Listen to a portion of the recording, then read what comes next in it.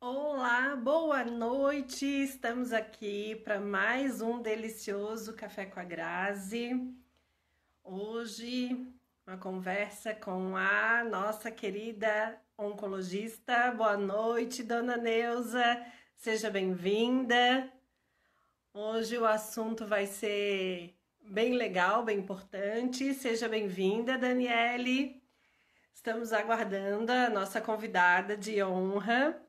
Doutora Aline, estou ansiosa para o nosso encontro de hoje. Temos bastante coisa legal para estar conversando sobre esse tal de câncer e principalmente falar um pouquinho desse tal de câncer metastático. Algo tão assustador, mas tão importante de estarmos falando sobre ele. Sejam bem-vindas, Mari. A doutora Aline apareceu por aí, já vou convidá-la. Ai, aqui. Oi, Ana. Seja bem-vinda, Regina, Aline. Sejam bem-vindas. Olá, doutora Aline. Olá, boa noite. Boa noite. Eu falando aqui bem animada e a doutora Aline, como sempre, serena. Sejam Imagina. bem-vindas, meninas. Eliane estava dando boa noite para as meninas que estão entrando.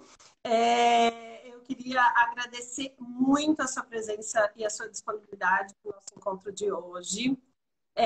Mesmo que não tenhamos tanta gente online, mas a senhora queria compartilhar com a senhora que esse vídeo depois ele vai ser compartilhado com as meninas e em algum momento sempre alguém vai estar entrando, vai estar assistindo e de alguma maneira eu acredito que tem muito para acrescentar.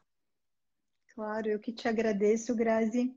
É uma honra, é um prazer estar falando de um assunto que é o meu dia a dia, né? Que é o tratamento oncológico.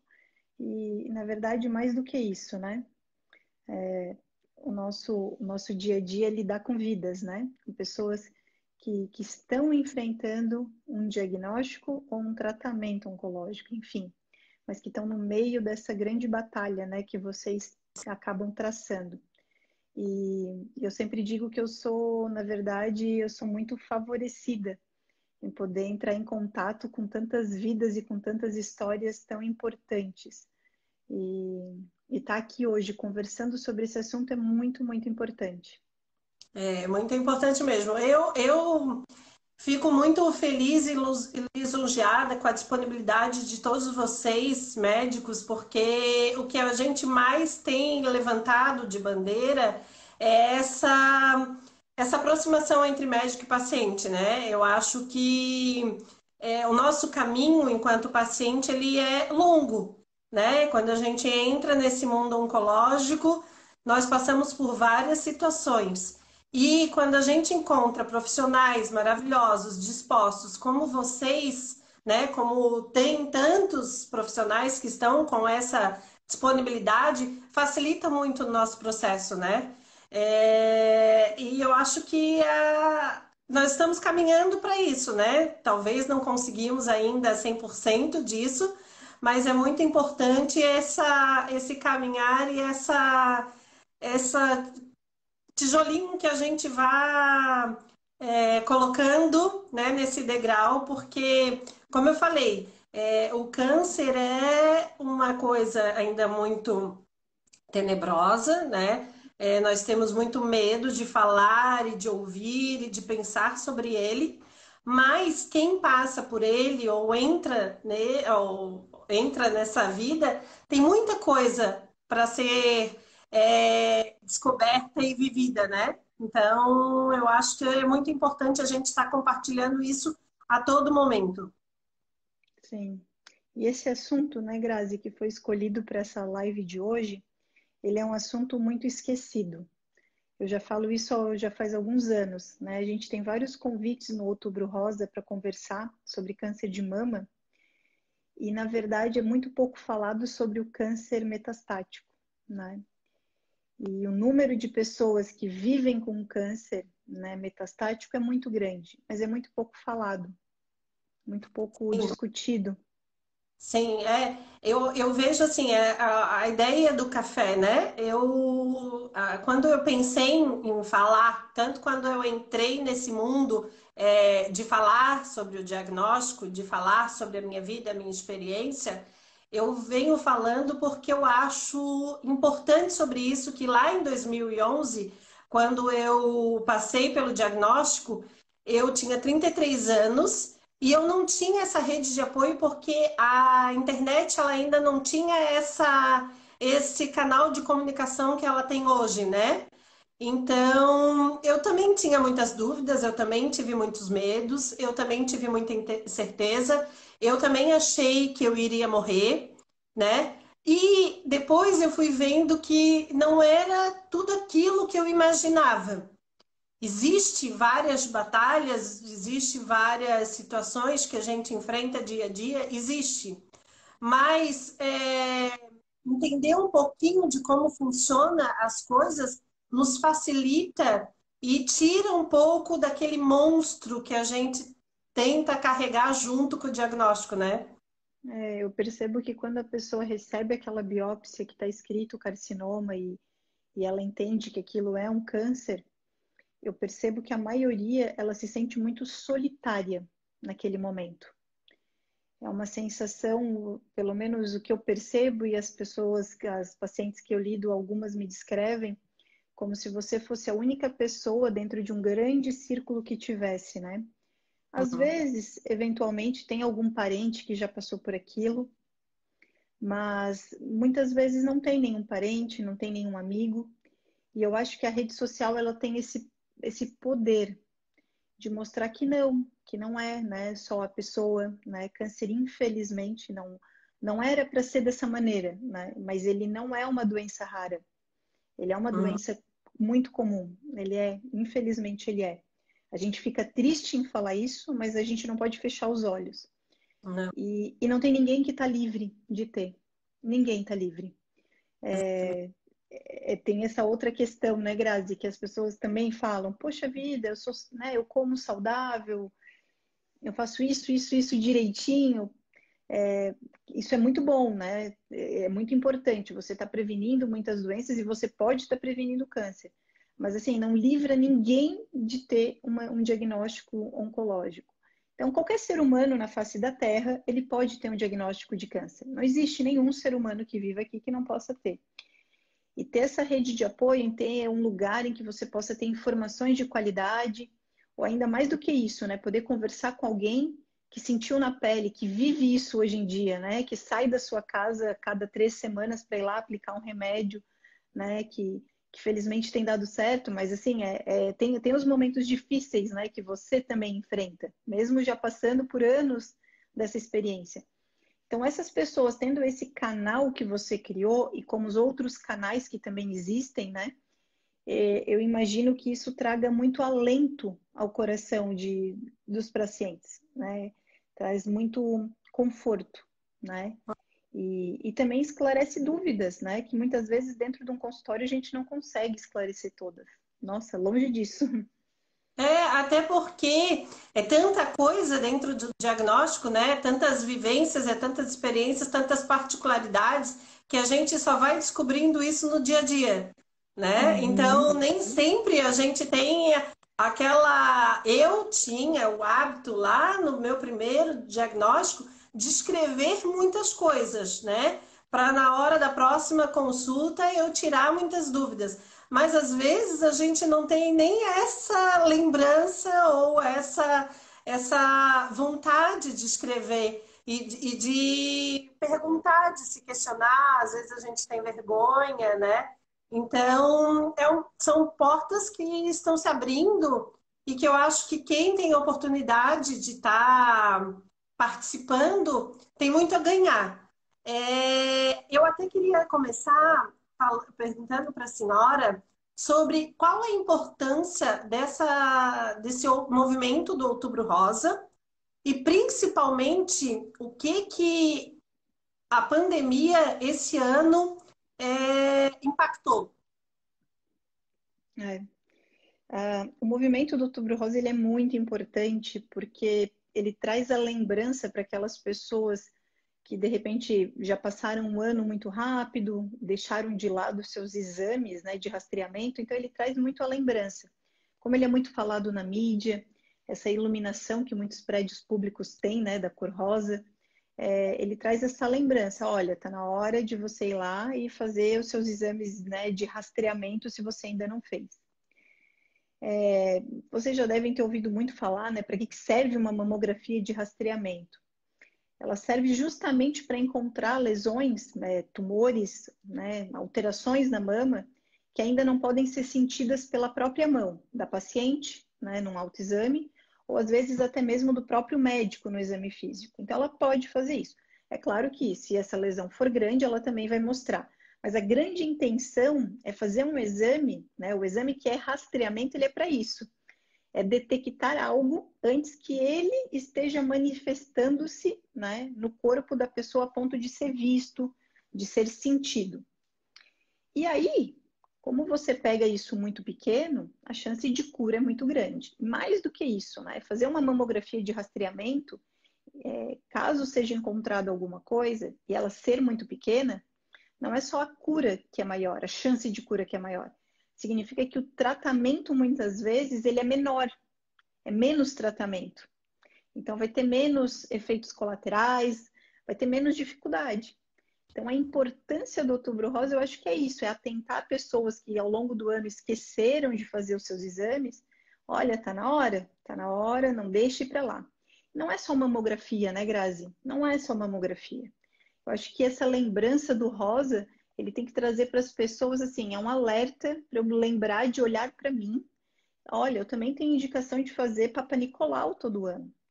Papa Nicolau, ele salva muitas vidas, muitas vidas. Ele consegue detectar machucados no colo do útero antes que se torne câncer. Olha isso, é mais fantástico ainda.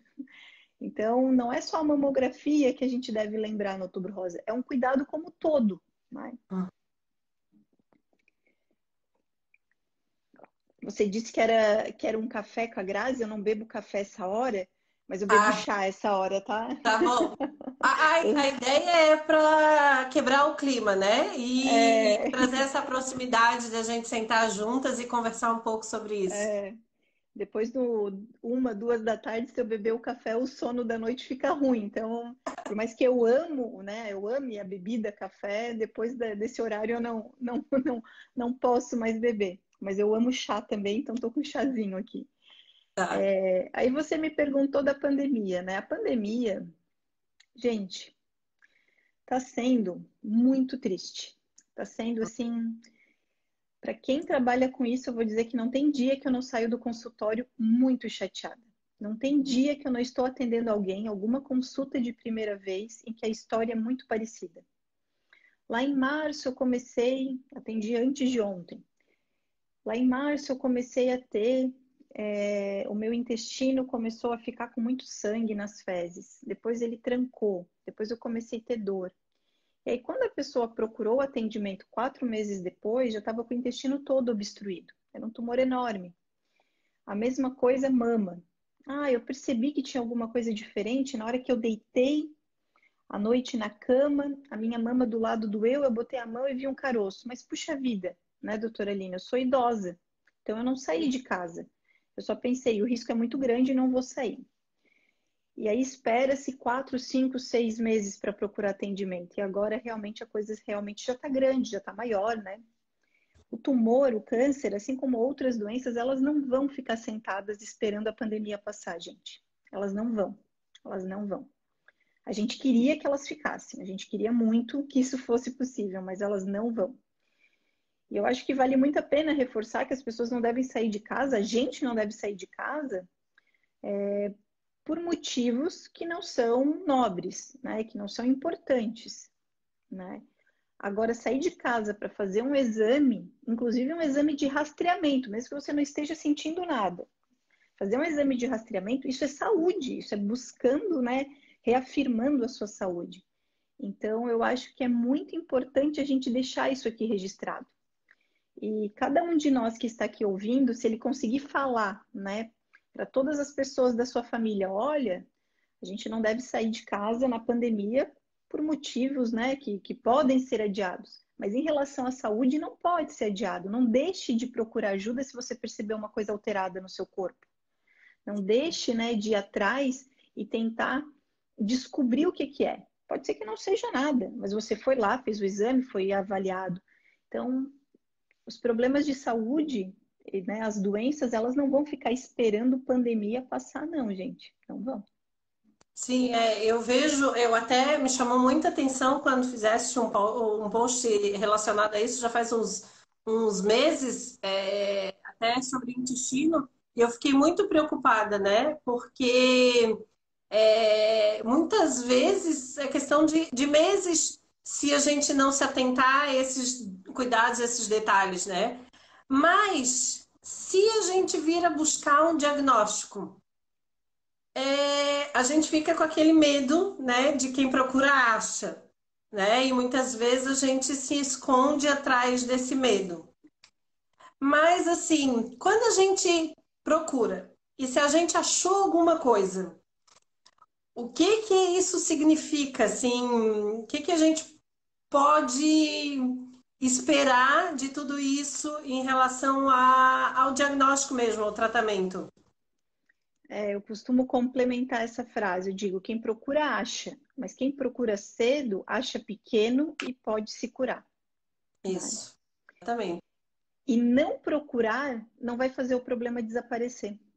Eu falo a mesma coisa. Eu falo. Que Eu bom, sempre né? falo isso. Seria bom se a gente colocasse uma venda nos olhos e dissesse, não, não vou fazer nenhum exame, porque vai que eu faço um exame, eles ficam aí dizendo que a gente vai encontrar alguma coisa. Em primeiro lugar, a maior chance, né? Se a gente for colocar em número, a maioria das pessoas que forem fazer exames de rastreamento, elas não vão encontrar nada.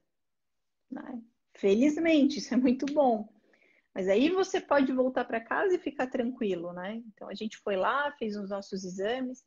Você tem mais de 45 anos, tem indicação de fazer uma colonoscopia, mesmo que você não sinta nada. Aí, poxa, foi lá, fez o exame, né?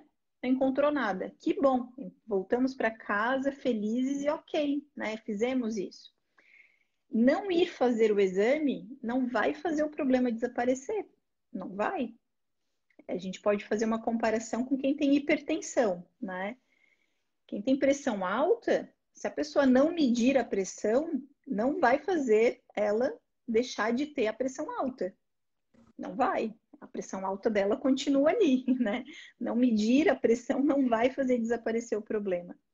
E é assim que a gente também tem em oncologia, né?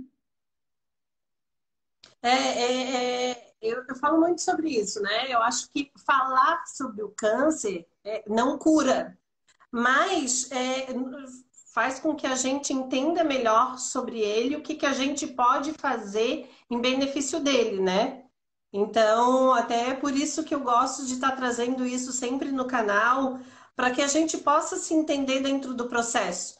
Que eu, ao descobrir o diagnóstico em 2011, eu também achava que eu ia morrer, né? Eu também achava que o meu mundo ia cair, que caiu até em alguns momentos, mas eu consegui me entender melhor dentro desse processo, conhecendo e me atentando a essas informações, né? E passei, fiquei careca 2 vezes, passei por todos os problemas do tratamento, mas eu entender melhor sobre isso me beneficiou em muitas coisas. E eu Sim. acho que isso é muito importante para que a gente possa entender e até passar por isso com mais clareza, né? Que eu acho que a ciência está aí, está para nos ajudar, né? A gente tem muitas coisas, acesso a muitos medicamentos, e que isso é muito importante. É. Mas não procurar ajuda médica, não procurar o tratamento, não fazer o tratamento, pode nos complicar ainda mais. E outra coisa, falando sobre metástase, né? Muitas pessoas não sabem o que que é uma metástase. Porque Uhum. todo mundo até fala sobre o câncer, o diagnóstico, né? Aquele primeiro tratamento. E depois, quando a gente ouve a palavra metástase, vem de novo todo o medo circulando na nossa vida e na nossa cabeça, né? Sim, A gente fica apavorado de novo, achando que vai morrer, agora mais forte ainda, porque é metástase, né? Que não tem cura. E o que que a gente pode entender um pouco mais sobre a metástase? O que que ela é uma metástase e de que forma que a gente pode lidar com essa metástase? sim. Uma pergunta muito importante, Grazi. Antes de responder, eu vou só complementar um pouquinho que você falou que você, durante toda essa jornada, né, que você tem de anos, você sempre procurou se informar. O que eu vejo na vida real, Grazi, com os pacientes, quanto mais informado é o paciente, informado assim, em lugares, né, tirar informações de lugares seguros, menos desespero existe.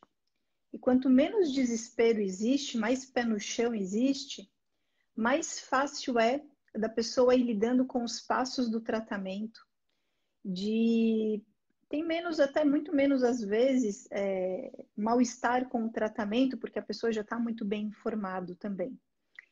Então é incrível como a pessoa ter informações durante esse processo é importante. E eu vejo isso. Quanto mais informação, menos desespero. Não significa que não vai ter tristeza, né, Grazi? Não vai ter momentos difíceis, né? Sim. Você passou por isso, né? Imagino eu mais de uma vez, né? E até passo, na verdade, todos os dias, porque o medo continua, né? Só Uhum, que são formas de lidar diferente com o medo. Eu acho que isso, isso é importante, né? Entender o processo. Claro que a gente nunca vai entender o processo todo sempre, mas entender melhor sobre o processo facilita, o meu enfrentamento com a doença. isso, justamente. Traz todo esse sossego no sentido de, não, é isso que eu estou passando, né? Você é muito clara, provavelmente, com você mesma, né? Não, eu tenho uma doença que, a princípio, né, pela ciência, ela não tem cura. Mas não é porque ela não tem cura, já que ela deu metástase, que ela não tem controle. E ter controle significa que você pode viver muito tempo e pode viver muito bem. Muito Isso, bem. Né? E acho que você é a prova real disso. E isso. com certeza a gente tem mais alguém aqui nos assistindo que também passa pela mesma situação. Uhum. Então, acho que desmistificar tudo isso ajuda. Ajuda muito. E é muito importante que as pessoas estejam abertas a quererem desmistificar, né? O que que é o câncer, o que está acontecendo com o seu corpo.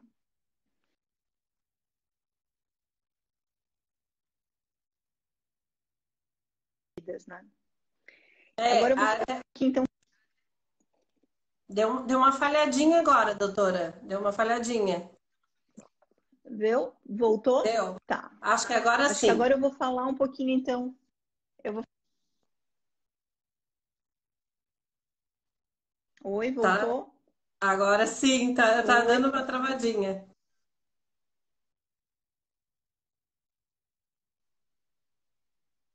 Doutora? oi, eu tô Consegue me ouvir? aqui.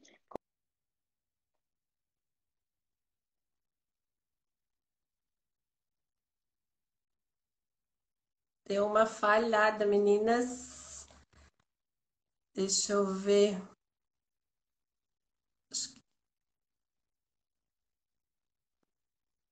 Deixa eu ver, peraí. Doutora, consegue me ouvir? Tô, voltou.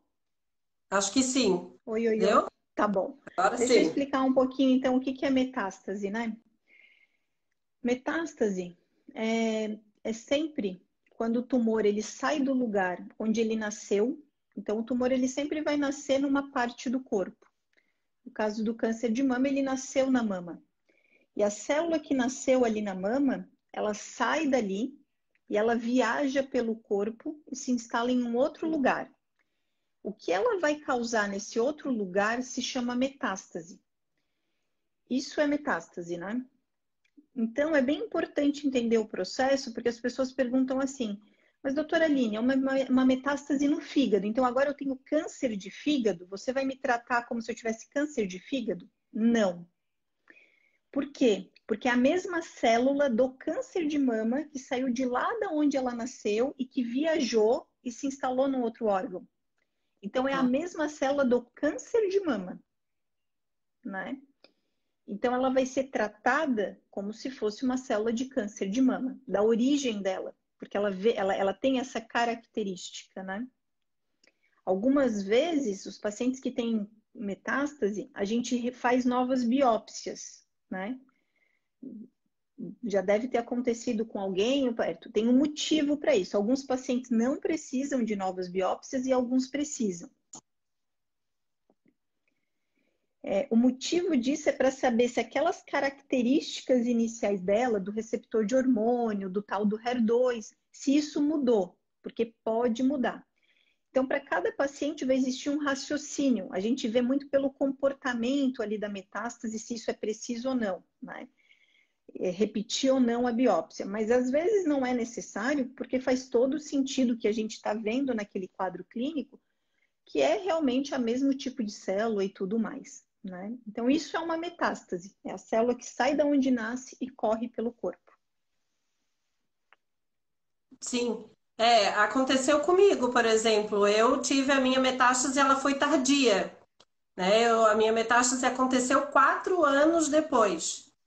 Mas eu até, digamos, não é que eu estava esperando, mas eu sabia que isso podia acontecer, até porque lá no início, o meu ele já tinha 7 centímetros e quase todos os linfonódulos estavam comprometidos. Então, a possibilidade dele já ter viajado era muito grande. E foi o que aconteceu. Ele viajou, ficou dormindo bonitinho lá nas linfas do pulmão. E 4 anos depois, por alguma razão, acordou novamente, né? Sim. E daí eu fiz novamente a biópsia, até para saber se tinha alguma mudança, mas não, continua a mesma coisa. O meu era HER2 triplo positivo, né? Eu acho que é triplo positivo, que é tudo positivo lá. A gente chama Então, de triplo positivo. o meu é mais para tudo. Então, aí eu iniciei um novo tratamento para metástase pulmonar. Não precisei fazer a cirurgia, né? Porque foi nas linfas, mas depois de 6 doses de docetaxel, o tumor voltou a dormir. E hoje eu estou há 5 anos, né? Tomando medicamento e ele está dormindo os sonos dos justos. Por quanto tempo não sabemos, mas enquanto ele está dormindo, a gente deixa ele lá, né? Deixa Ninguém ele quer lá. acordar ele. Ninguém quer acordar ele, deixa ele lá e pode ser que ele fique ainda muito tempo dormindo, né? E é É, isso que sempre vai ser trabalhado. Se por acaso um dia ele resolver acordar e crescer um pouco, com certeza já vai existir um novo tratamento que vai ter uma chance grande de fazer ele dormir de novo, né? eu penso dessa maneira também, porque a ciência ela está evoluindo muito. Em 2011, eu sempre falo, já era bem moderno. Meu Deus, 2011, nós já estávamos no século 21. Porém, de 2011 para cá, 2020, muita coisa evoluiu mais ainda, Muita. né? Então, A assim, oncologia muda muito, gente. A oncologia ela melhora e muda muito. e isso é importante, ter essa clareza, é, nos dá mais, não sei se seria conforto a palavra ideal, mas nos dá mais força para continuar e seguir um dia de cada vez, né? Eu faço ainda o medicamento, trastuzumab e pertuzumab a cada 21 dias e ainda faço uso do anastrozol. Então, assim, a metástase, ela não tem cura, eu não parei o meu tratamento, né? Não tive alta, porém, eu ainda consigo deixar ele lá dormindo, ter uma vida não normal, mas eu acredito que bastante normal, né? Tem bastante alteração, tem bastante coisas a vivenciar, a superar diariamente, mas também não é aquela coisa que a gente teme lá e que temeu muito ao não saber sobre o diagnóstico, ao não falar, né? Eu falo muito assim, que quando as pessoas não falam, prejudica as outras pessoas, porque a gente acaba não compartilhando das histórias, não é de sucesso, mas essas histórias de superação, né? Não é uma superação que, enfim, acabou, né? Mas a gente começa a ter mais força e coragem para seguir o nosso caminho. Uhum, é. Você sabe, Grazi, que acho que uma das grandes culpas do câncer, ele, primeiro pela própria doença, mas ele sempre apavora muito mais do que é. Uhum. Eu acho que 90% das pessoas ao longo do tratamento me falam, é muito menos aterrorizante do que eu imaginava. E, Exatamente. e só é assim, porque o que vira notícia geralmente são casos ruins. O que vira Eu concordo. notícia, né, entre as pessoas da sua família, de repente num almoço de família, o que que alguém conta? Ah, sabe do fulano? E vem uma história triste, né? Não, as histórias boas, as histórias felizes, as histórias que realmente as pessoas ou se curam, ou então, mesmo que elas não estejam curadas, elas ainda estejam em tratamento, mas elas estejam vivendo muito bem, né? Muito bem. Isso não costuma virar notícia, não costuma. E como não vira notícia, então acaba ficando, né, na cabeça da maioria só aquelas ruins, né? E acho que ter esse meio de comunicação e as pessoas que estão bem virem falar é Sim. muito importante. É muito importante. A gente precisa mudar essa concepção, né? Quimioterapia mesmo, eu vou te dizer que assim, é incrível como todo paciente me fala. É muito menos pior do que eu pensava. Porque a cena que vem na memória deles é aquela cena antiga, até de filme, das pessoas abraçadas num vaso sanitário, vomitando, ficando todos os dias deitado na cama sem se mexer, né? É claro que tem dias muito ruins, depende muito da quimioterapia. Não estou aqui dizendo que é fácil, né? Não é fácil. Mas eu tenho muitas pessoas fazendo quimioterapia e que tem ali 1 ou 2 ou 3 dias ruins e os outros elas estão fazendo muita coisa, estão levando a vida, né? Hoje em dia muita gente pede para continuar trabalhando, dependendo do tipo do trabalho que tem, porque faz elas se sentirem tão bem para isso. Elas continuam levando os filhos nas atividades que precisam, saindo com o marido, fazendo viagens, passeando. Tive uma paciente agora há pouco tempo que me disse: a única coisa que eu queria era uma liberação, porque eu tenho uma viagem já marcada com 3 amigas e eu não quero deixar de ir. E deu tudo certo. Foi, fez a viagem, foi uma viagem maravilhosa. Então, é viver, Eu né? vejo, eu vejo por mim, né? Eu posso compartilhar a minha experiência. Em 2011, eu tive poucas experiências, nenhuma familiar, né? E poucas experiências de amigos próximos, que também não foram boas de compartilhar. Então, quando eu peguei o meu diagnóstico, eu também associei a essas situações. Aí, a quimioterapia, eu achava que era. Se eu não morrer no diagnóstico, então eu vou morrer na quimioterapia. Era essa o meu entendimento, né? Que eu fui olhar lá no Dr. Google e o Dr. Google me deu o diagnóstico de 6 meses. Então, como é que eu vou morrer nos 6 meses se eu ainda estou de olhos abertos? Ah, de certo é na quimioterapia. Foi essa a minha conclusão. Aí, então, quando eu fui fazer a quimioterapia, meu Deus, fiquei com aquela adrenalina, aquele medo, né? Aquela angústia. E claro, daí teve a equipe maravilhosa, de enfermagem, os técnicos que conversaram, que me acalmaram, que foram explicando que não era bem assim, e as gotinhas foram descendo, e eu vi, opa, não me matou, não morri, estou aqui, estou respirando. E daí depois eu fui entendendo como é que funcionava. Claro, eu tive exatamente isso. A doutora tinha me explicado que ali era de 3 a 5 dias essa pior fase, né? E que tinha medicamentos que poderiam melhorar esses sintomas. E eu fui me entendendo e fui tentando levar a minha vida dentro daqueles 21 dias, que era o intervalo entre uma e outra, e eu fui me apropriando da situação e fui levando a vida dentro dessa expectativa, né? Claro, eu tinha ali as ânsias, eu tinha vontade algumas vezes de vomitar, perdi o cabelo, tinha fadiga, mas nos dias que eu estava bem, eu queria tentar fazer tudo da melhor maneira possível dentro daquilo que eu estava vivenciando, né? Uhum. Até uma coisa que eu queria falar que também é muito importante, que é uma curiosidade que muitas meninas têm, é em relação ao sol, que nós temos até um vídeo lá no YouTube, né, doutora, que nós gravamos um vídeo que eu acho que também é uma dúvida que surge, né? Como é que a gente pode lidar com o sol e os nossos momentos bons dentro do tratamento? Então, lá no YouTube a gente fala um pouco sobre isso.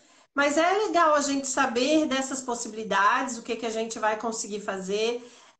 Ficamos careca, né? Dói bastante, dói na alma, quando a gente perde perde o cabelo, mas saber que depois ele cresce, né? Que depois a gente consegue se recuperar em muitos momentos, em muitas fases, né?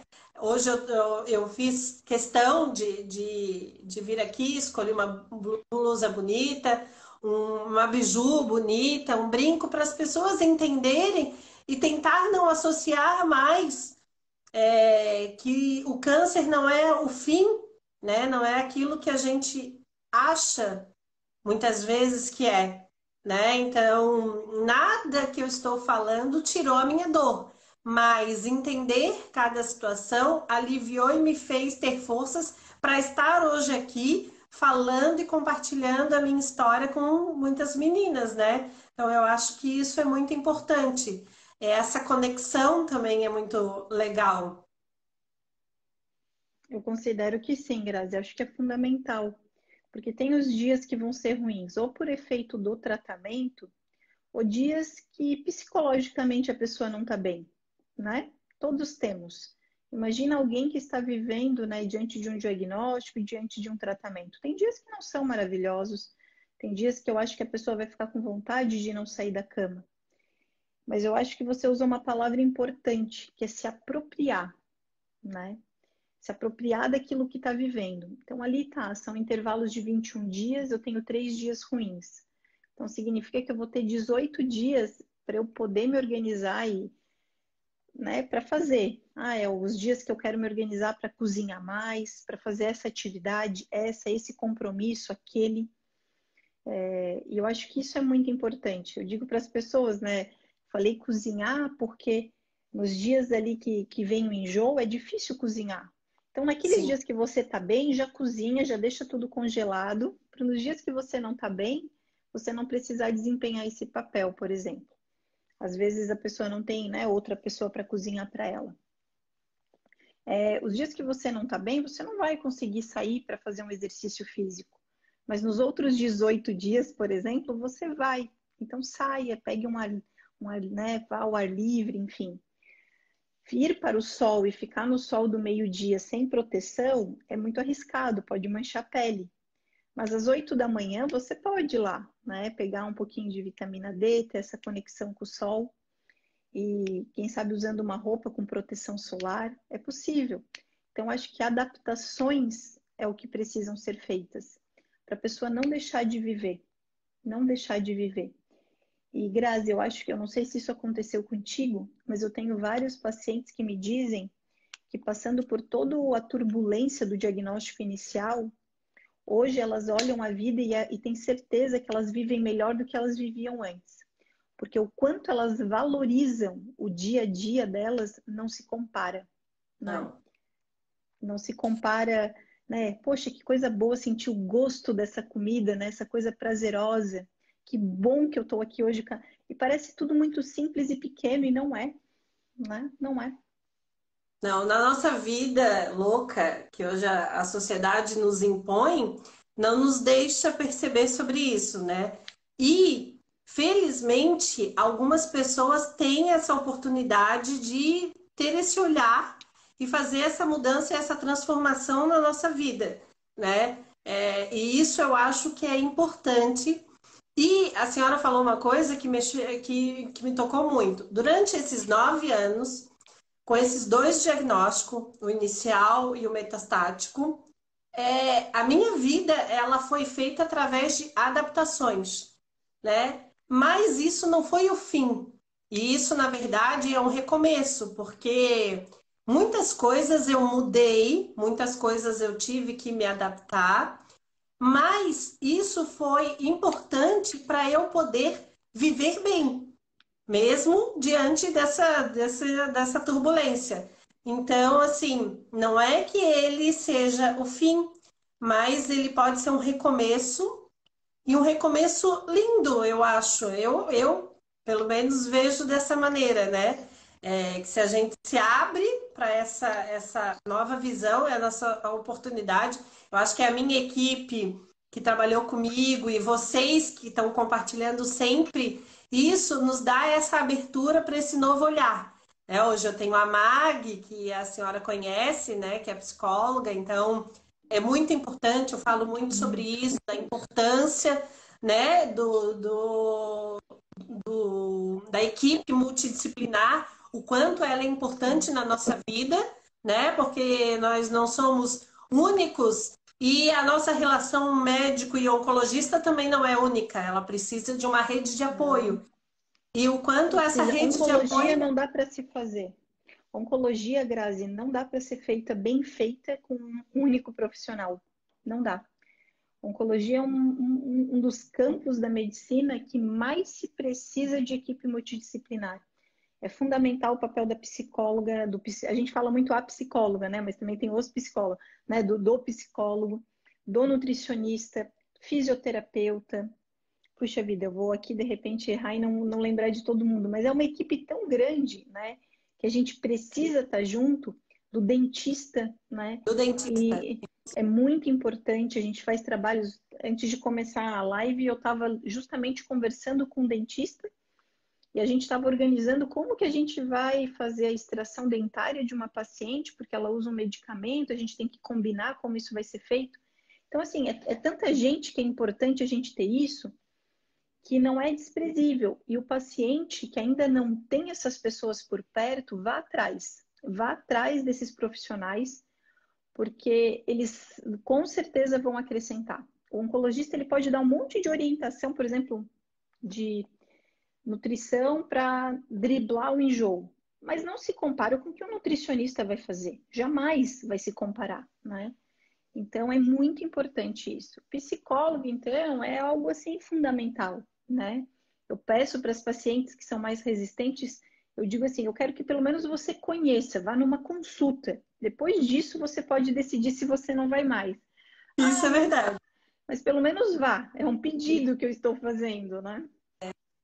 Isso é verdade, até porque eu também, não é que eu tive resistência, não isso, mas eu achava que eu daria conta de fazer tudo sozinha, né? Até de como eu encarava a situação. Mas hoje, a Mag na minha vida, que a senhora conhece a Mag, meu Deus, eu sou outra pessoa.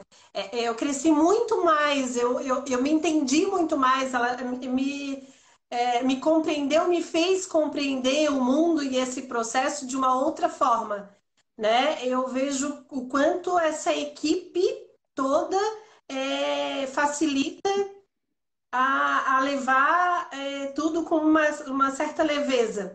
Outra coisa até que eu gostaria de falar, que a doutora vai estar amanhã, sobre os cuidados paliativos, né? O quanto isso é Sim, importante e o sim. quanto é outra coisa que nos dá bastante medo, né? É uma palavra que nos deixa tão resistente, tão temerosa.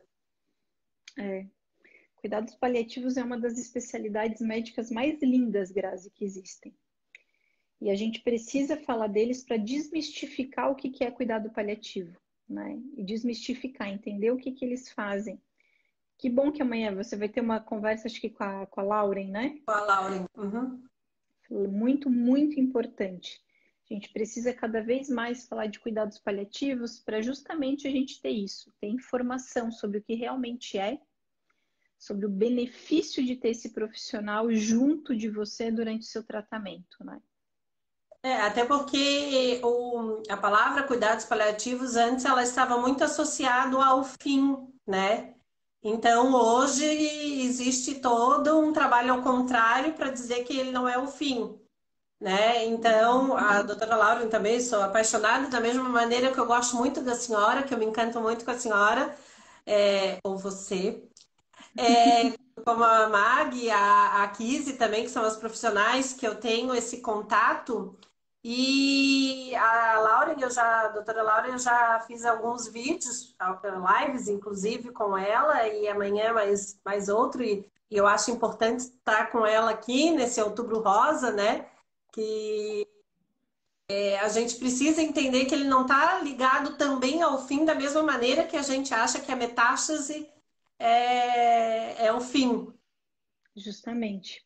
A palavra metástase, ela apavora tanto. Eu entendo, né, que ela apavore, não que a pessoa não deva, é um sentimento nato, né? A pessoa vai ficar com medo.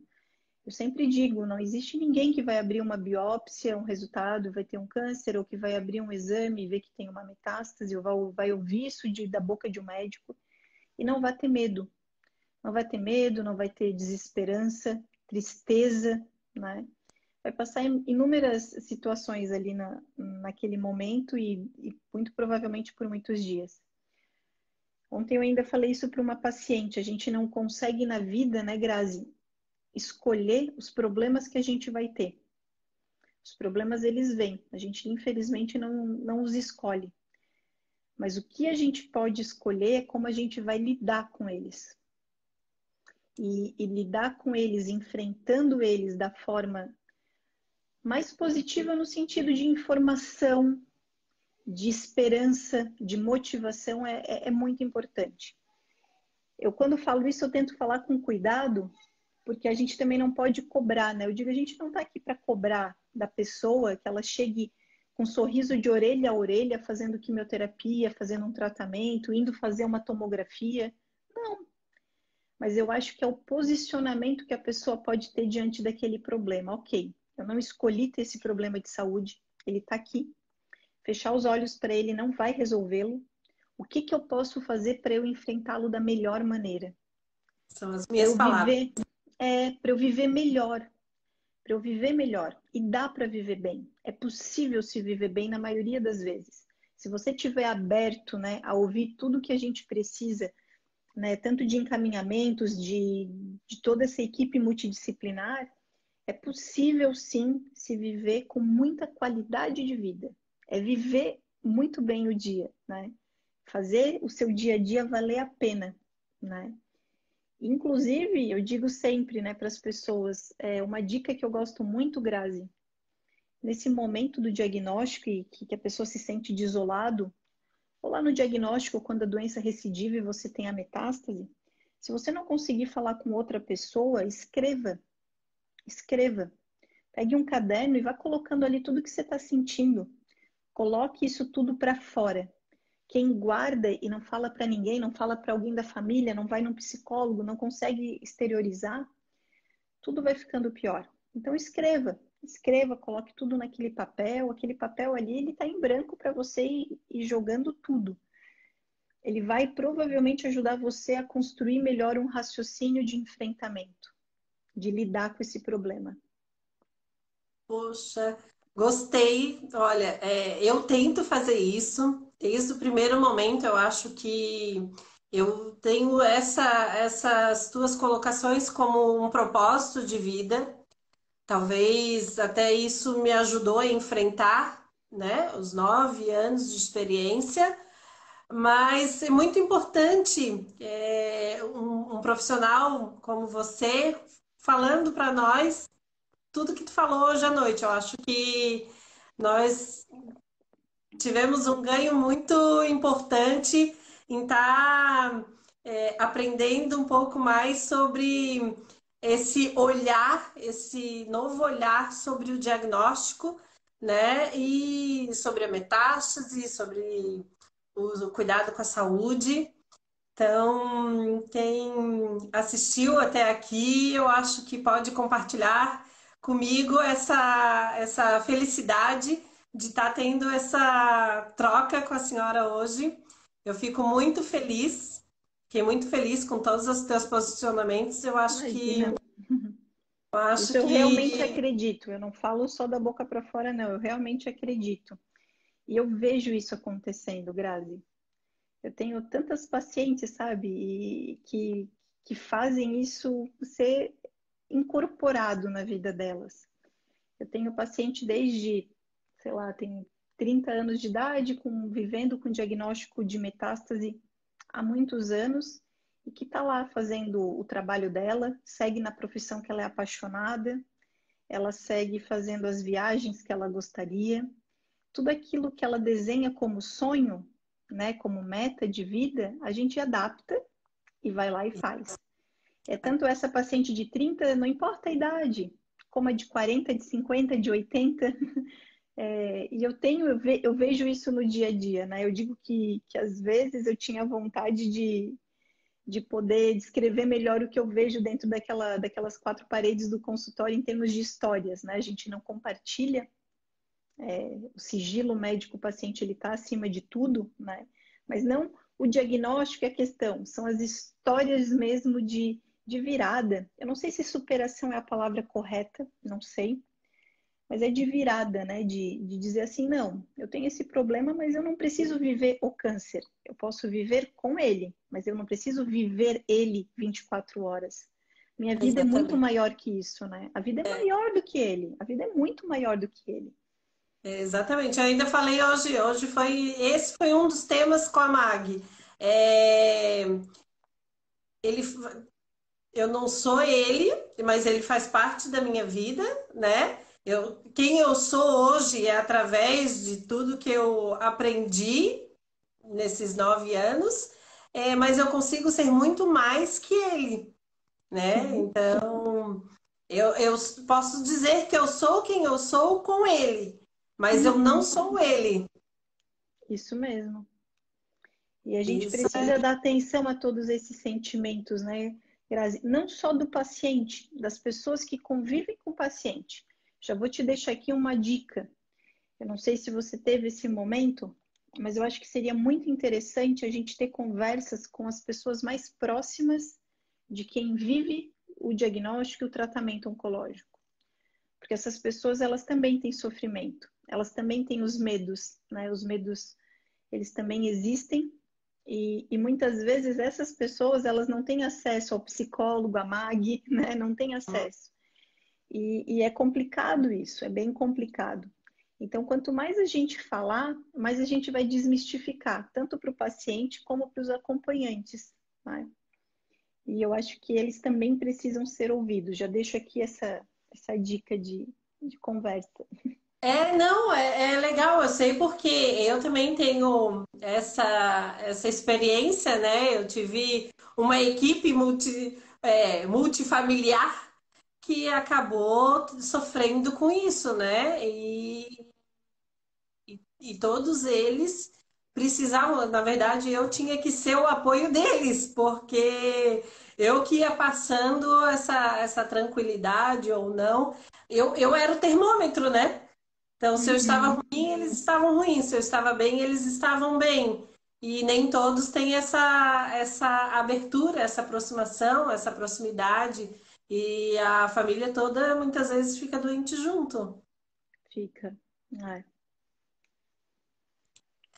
Então, eu acho que foi uma noite gostosa, um momento especial. Eu acho que eu aprendi bastante, mesmo já passando por isso, né?